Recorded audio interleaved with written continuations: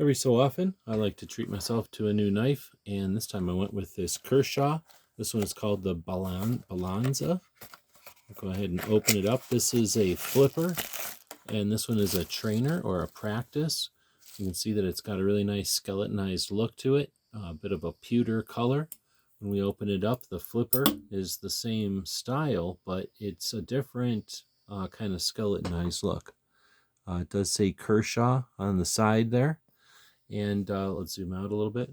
I'm no expert, but I have fiddled with these for a long time. And these trainers, these practice versions, make it very easy to learn and just to fidget with, almost like a fidget spinner. They're super well balanced, as you can imagine, with the name Balanza or Balencia. And the bearings are super smooth. They're pretty quiet.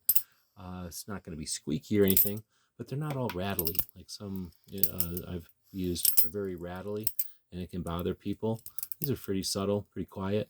Now, one of the reasons I went with this model is the lock. The last practice set or trainer set I got had no lock, and I really like to incorporate that when I'm flipping and stuff. You can hold on to it and do different things with that lock. Maybe not with my left hand, but yeah, I'm really enjoying this one. The balance is great, and again, the quality and the design can't be beat.